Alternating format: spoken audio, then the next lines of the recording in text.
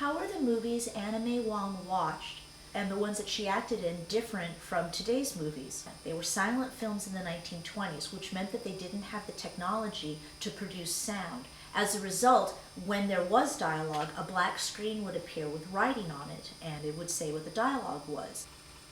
So they didn't really have a lot of time to show too much dialogue between the action in these films, so the actors had to rely on a lot of exaggerated motions. So she would go home as a little girl and practice in front of the mirror, and so when she wanted to be surprised, she would really exaggerate it. She'd be like, I guess maybe for anger, she'd be, or sad, which definitely she would cry, but a lot of emotions. So that's really how she got her training, and because she was born with a very natural innate gift for acting, it really came through, even though she used very broad motions and stuff to convey those emotions.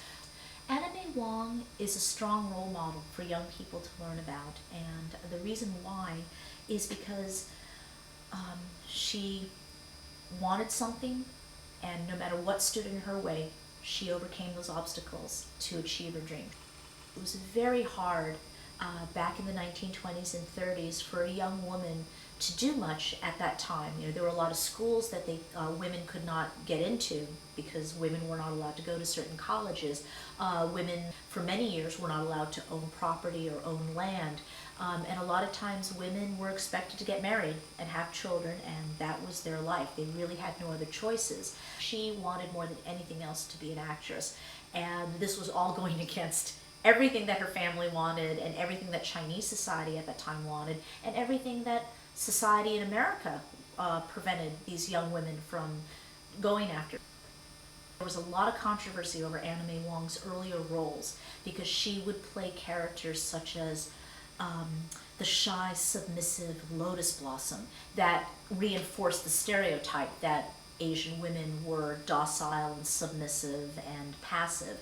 She was really reviled by a lot of critics and people over many decades for these roles because they felt that she perpetuated these stereotypes and that she should have refused to have played these roles. But Anna May Wong has always defended her career, saying, she had to eat, she had to support her family, she had to accept these roles.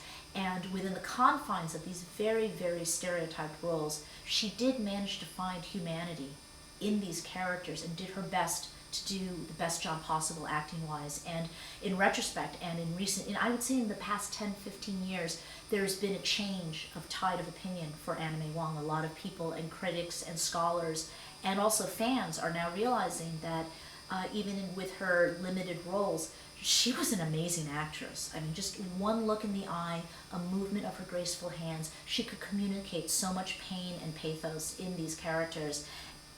Her final roles that she did, she refused after that to do any more roles that featured racist images of Asians. She realized that she was contributing to the problem.